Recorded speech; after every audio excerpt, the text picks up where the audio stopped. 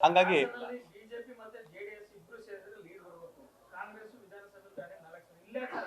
ಇಲ್ಲ, ಅದಕ್ಕೆ ನಾನು ಹೇಳಿದ್ದು ನಿಮ್ಗಳಿಗೆ ಕೆಲವು ಸಾಂದರ್ಭಿಕ ಮತವನ್ನು ಪಡೆದು ಸಾಂದರ್ಭಿಕ ಸಮಯದಲ್ಲಿ ಸಾಂದರ್ಭಿಕವಾಗಿ ಹಾಸನ ಶಾಸಕರಾಗಿ ಆಯ್ಕೆ ಆಗಿದ್ದಾರೆ. ಆ ಸಾಂದರ್ಭಿಕ ಮತಗಳನ್ನು ಹಿಡಿದಿಟ್ಕೊಳ್ಳಲ್ಲಿ ಸಾಂದರ್ಭಿಕ ಶಾಸಕರು ಆ ಸಂದರ್ಭದಲ್ಲಿ ವಿಫಲರಾಗಿರೋ ಕಾರಣಕ್ಕೆ ಹಿನ್ನಡೆ ಆಗಿರ್ಬೋದು. ಯಾಕಂದ್ರೆ ಅವ್ರಿಗೆ ನಾನು ಹೇಳ್ಬಿಡ್ತೀನಿ, ಅವ್ರಿಗೆ ಯಾವ ಸಂದರ್ಭದಲ್ಲಿ ಯಾರು ಓಟ್ ಹಾಕಿದ್ರು ಅನ್ನೋದು ಎಲ್ಲರಿಗೂ ಗೊತ್ತಿರೋಂಥ ವಿಚಾರನೇ. ಆ ಓಟನ್ನು ಹಿಡಿದಿಟ್ಕೊಳ್ಬೇಕಾಗಿರೋಂಥ ಶಕ್ತಿ ಅವ್ರಿಗೆ. ಈಗ ಅವರಿಗೆ 84,000 ಬಂದು ಮೈತ್ರಿ ಅಭ್ಯರ್ಥಿಗೆ 68,000 ಬಂದಿದೆ ಅಂತ ಹೇಳಿದ್ರೆ ಸಾಂದರ್ಭಿಕ ಮತಗಳು. ನಾನು ಶಾಸಕನಾಗಿದ್ದಾಗ 63,000 ಇತ್ತು 2018ರಲ್ಲಿ. 19ರಲ್ಲಿ MP ಚುನಾವಣೆ ನಡೀತು. 68,000 8,000 ಓಟು ಅಡಿಷನ್ ಆಗಿತ್ತು. 3,000 ನಮಗೂ ಓಟ್ ಜಾಸ್ತಿ ಬಂತು, ಅವ್ರಿಗೂ 3,000. ಅಂದರೆ ಸಾಂದರ್ಭಿಕವಾಗಿ ಯಾವ ಮತಗಳು ಬಂದಿರುತ್ತೆ, ಆ ಸಾಂದರ್ಭಿಕ ಮತಗಳು ಗಟ್ಟಿ ಇಲ್ದೇ ಇರೋ ಸಮಯದಲ್ಲಿ ಬೇರೆ ಬೇರೆ ಪಕ್ಷಕ್ಕೆ ಹೋಗೋಂಥ ಸಹಜ.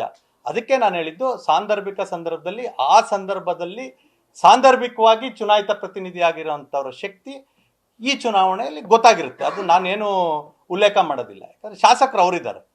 ಶಾಸಕರು ಅವರಿದ್ದು 84,000 ಓಟ್ ಪಡೆದಿದ್ದು 68,000 ಆಯಿತು ಅಂದರೆ ಉಳಿದಿದ್ದ ಮತಗಳು ಎಲ್ಲೋಯ್ತು, ಅವ್ರ ಪಕ್ಷದ ಮತ ಆಗಿರಲಿಲ್ವಾ ಅದು ಅಂತ ಅವ್ರು ಪ್ರಶ್ನೆ ಮಾಡ್ಕೋಬೇಕು. 84,000ದಿಂದ ಮೇಲೆ ಬರಬೇಕಾಗಿರೋದು ಸಹಜವಾಗಿ ಒಪ್ಕೊಳ್ತೀನಿ, BJP ಮತ್ತು JDS ಒಂದಾದ್ಮೇಲೆ.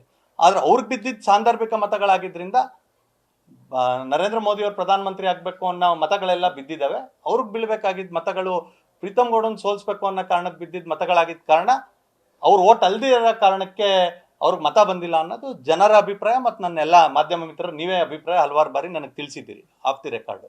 ಹಾಗಾಗಿ ನಿಮ್ಗಳಿಗೂ ಗೊತ್ತಿರುತ್ತೆ, ನನ್ನ ಬಾಯಿಂದ ಕೇಳ್ತಾ ಇದ್ದೀರಿ, ಹಾಗಾಗಿ ಮತ್ತೊಮ್ಮೆ ಉಲ್ಲೇಖ ಮಾಡ್ತಾ ಇದ್ದೀನಿ.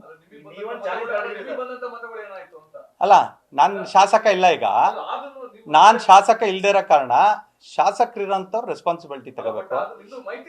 ಮೈತ್ರಿ ಧರ್ಮ ಪಾಲನೆಯನ್ನ ಮಾಡಿದ್ದಕ್ಕೆ 68,000 ಓಟ್ ಬಂದಿರೋದು. ಆ ಮೈತ್ರಿ ಧರ್ಮ ಪಾಲನೆ ಮಾಡಲಿಲ್ಲ ಅಂದಿದ್ರೆ, ಆ ಸಾಂದರ್ಭಿಕ ಮತಗಳ ಜೊತೆ ಪ್ರೀತಮ್ ಗೌಡ್ರ ಮತನೂ ಬರದೇ ಇದ್ದಿದ್ರೆ ಎಷ್ಟು ಮತ ಆಗ್ತಿತ್ತು ಅನ್ನೋದನ್ನ ಕಳೆದ ಹಲವಾರು ಚುನಾವಣೆಯಲ್ಲಿ ನೋಡಿದ್ದೀರಿ. ನಾನು ಚುನಾವಣೆಗೆ ಮುಂಚೆನೂ ಹೇಳಿದ್ದೆ, ಯಾವ್ಯಾವ ಬೂತಲ್ಲಿ ಎಷ್ಟೆಷ್ಟು ಓಟ್ ಬಂದಿದೆ ಅಂತ ಹೇಳಿ MP ಚುನಾವಣೆಗೂ ಮುಂಚೆನೇ ತಿಳಿಸಿದ್ದೆ ತಮ್ಮೆಲ್ಲರಿಗೂ. ಬೂತ್ಗಳ ನಂಬರ್ ಬರೆದಿಟ್ಕೊಂಡಿರಿ, ಅವ್ರಿಗೆ ಬಿದ್ದಿರೋ ಮತಗಳನ್ನ ವಾಪಸ್ MP ಚುನಾವಣೆಯಲ್ಲಿ ಹಾಕ್ಸೋ ಅಂಥ ಕೆಲಸ ಮಾಡಬೇಕು ಅವರು ಅಂತೇಳಿ ಹೇಳಿ. ಯಾವಾಗ ಆರ್ಗ್ಯಾನಿಕ್ ಗ್ರೋತ್ ಇರುತ್ತೆ ಅಂದರೆ ಶ್ರಮಪಟ್ಟು ಓಟನ್ನು ಕ್ರೋಢೀಕರಿಸಿ ಮಾಡ್ಕೊಂಡಿರೋದು ಗಟ್ಟಿಯಾಗಿ ಉಳಿಯುತ್ತೆ.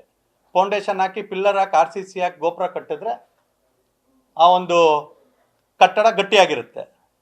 ಯಾವುದೋ ಒಂದು ಕಟ್ಟಡದ ಮೇಲೆ ಗೋಪುರ ಕಟ್ಕೊಂಡು ರಿಸಲ್ಟ್ ಮಾಡಿದ್ರೆ ಸಾಂದರ್ಭಿಕ ಮತವಾಗಿ ಅದು ಇರುತ್ತೆ.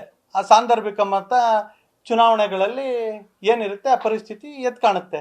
ಹಾಗಾಗಿ ಇನ್ನೂ ಹಲವಾರು ಸಂದರ್ಭಗಳಲ್ಲಿ ಅವ್ರ ಶಕ್ತಿಯನ್ನು ಅವರು ಅನುಸರಿಸ್ಕೊಂಡು ಯಾವ ರೀತಿಯಾಗಿದ್ವಿ, ಯಾವ ರೀತಿಯಾಗಿ ಬಂದಿತ್ತು ಆಗ ಮತಗಳು, ಈಗ ಎಲ್ಲಿದ್ದೀವಿ ಅನ್ನೋ ವಾಸ್ತವ ಚಿತ್ರಣಕ್ಕೆ ಬಂದರೆ ನಾನು ಹೇಳ್ತಿದ್ದೀನಲ್ಲ, ಈ ನಗರಸಭೆ ಚುನಾವಣೆಯ ಮೈತ್ರಿಯ ಅನಿವಾರ್ಯತೆ ಏನು ಅನ್ನೋದು ಗೊತ್ತಾಗುತ್ತೆ. ನೀವು ಪ್ರಶ್ನೆ ಕೇಳಿದಂಥವ್ರಿಗೆ ಭಾಳ ಧನ್ಯವಾದಗಳು. ಅವ್ರಿಗೆ ಮೆಜಾರಿಟಿ ಇದೆ ಅಂತ ಹೇಳಿದ್ರಲ್ಲ, ಆ ಮೆಜಾರಿಟಿ ಇಲ್ಲ ಅನ್ನೋ ಕಾರಣಕ್ಕೇ ನೀವು ಮೈತ್ರಿ ಆದರೂ ಕೂಡ ಲೋಕಸಭಾ ಚುನಾವಣೆಯಲ್ಲಿ ಹಾಸನ ವಿಧಾನಸಭಾ ಕ್ಷೇತ್ರದಲ್ಲಿ ಎಷ್ಟು ಮತ ಬಂತು ಅನ್ನೋದು ನೋಡಿದ್ದೀರಿ. ಹಾಗಾಗಿ ಭಾರತೀಯ ಜನತಾ ಪಾರ್ಟಿಯ ಶಕ್ತಿ ಕೂಡ ಅನಿವಾರ್ಯ ಜಿಲ್ಲೆಯಲ್ಲಿ ಅನ್ನೋದ್ರಿಂದನೇ ನಾವು ಅವ್ರಿಗೆ ಜಿಲ್ಲಾಧ್ಯಕ್ಷರಿಗೆ ಏನು ತೀರ್ಮಾನ ಮಾಡಿದಿರೋದಕ್ಕೆ ಬದ್ಧವಾಗಿ ಆಲೂರಲ್ಲೂ ಅವ್ರಿಗೆ ಸಹಕಾರ ಕೊಡಬೇಕು, ಸಕಲೇಶ್ಪುರದಲ್ಲೂ ಅವ್ರಿಗೆ ಸಹಕಾರ ಕೊಡಬೇಕು, ಅರಸೀಕೆರೆಯಲ್ಲೂ ಅವ್ರಿಗೆ ಸಹಕಾರ ಕೊಡಬೇಕು, ಅರ್ಕಲಗೂಡಲ್ಲಿ ನಾವು ಅವ್ರ ಸಹಕಾರ ತಗೋಬೇಕು. ಹಾಸನದಲ್ಲಿ ಇಬ್ಬರು ಕೂಡ ಹಂಚ್ಕೊಂಡ್ರೆ ಸಮಪಾಲಾಗುತ್ತೆ. ಅದನ್ನು ಬಿಟ್ಟು ಮತ್ತಿಲ್ಲ ನಮ್ಮದೇ ಶಕ್ತಿ ಇದೆ ಅಂತ ಸಾಂದರ್ಭಿಕವಾಗಿ ಏನಾದರೂ ಶಕ್ತಿ ಅನುಸಾರವಾಗಿ ಹೋದರೆ ಇವಾಗ ಏನಿದೆ ಅನ್ನೋದನ್ನು ನೀವೆಲ್ಲರೂ ಕಣ್ಮುಂದೆ ನೋಡಿದ್ದೀವಿ. ಹಾಗಾಗಿ ನಾವು ಅದಕ್ಕೆ ಯಾವುದಕ್ಕೂ ಆಸ್ಪದ ಕೊಡಬಾರ್ದು. ಒಬ್ಬ ಜವಾಬ್ದಾರಿಯುತವಾದ ಕಾರ್ಯಕರ್ತನಾಗಿ ಅಂತೇಳಿ ಹೇಳಿ ನಾನು ಎಲ್ಲ ಪಕ್ಷದ ಕಾರ್ಯಕರ್ತರ ಅವರ ಮನಸ್ಸಿನ ಭಾವನೆಯನ್ನು ಅರ್ಥ ಮಾಡ್ಕೊಂಡು ಆ ತೀರ್ಮಾನಕ್ಕೆ ಬದ್ಧವಾಗಿದೆ. ಯಾಕಂದರೆ ಇನ್ನು 1.5 ವರ್ಷಕ್ಕೆ ಮತ್ತೆ ಲೋಕಲ್ ಬಾಡಿ ಚುನಾವಣೆ ಬರುತ್ತೆ. ಮೈತ್ರಿ ಧರ್ಮ ಪಾಲನೆ ಆಗಬೇಕು ಅಂತೇಳಿ ಹೇಳಿ ಎಲ್ಲರಿಗೂ ಅಪೇಕ್ಷೆ ಇರೋದ್ರಿಂದ ಇಲ್ಲಿಂದ ಪ್ರಾರಂಭ ಆಗುತ್ತೆ ಅಂತೇಳಿ ಹೇಳಿ ಲೋಕಲ್ ಬಾಡೀಸಲ್ಲಿ ಇಡೀ ರಾಜ್ಯದಲ್ಲಿ ಅಪೇಕ್ಷೆ ಇಟ್ಕೊಂಡಿದ್ದೀವಿ. ಅಂದರೆ ಈ ಅರ್ಬನ್ ಲೋಕಲ್ ಬಾಡೀಸು ಅಧ್ಯಕ್ಷ ಉಪಾಧ್ಯಕ್ಷ ಚುನಾವಣೆ ಸಂದರ್ಭದಲ್ಲಿ. ಹಾಗಾಗಿ ಎಲ್ಲರಿಗೂ ಕೂಡ ಜವಾಬ್ದಾರಿ ಇರುತ್ತೆ, ಅದನ್ನು ನಡೆಸ್ಕೊಂಡು ಹೋಗೋವಂಥದ್ದು. ಅದರಲ್ಲಿ ಪ್ರೀತಮ್ ಗೌಡ ಕೂಡ ಹೊರತಾಗಿಲ್ಲ. ಪ್ರೀತಮ್ ಗೌಡನು ಕೂಡ ಒಬ್ಬ ಸಾಮಾನ್ಯ ಕಾರ್ಯಕರ್ತ. ಆ ಕಾರ್ಯಕರ್ತನಾಗಿ ಆ ಕೆಲಸವನ್ನು ಮಾಡೋ ಅಂಥದ್ದನ್ನು ಮಾಡ್ತೀವಿ. ಧನ್ಯವಾದ. ನ್ಯೂಸ್ ಫಸ್ಟ್ ನಿರ್ಭೀತಿಯಿಂದ ನಿಮ್ಮ ಪರವಾಗಿ.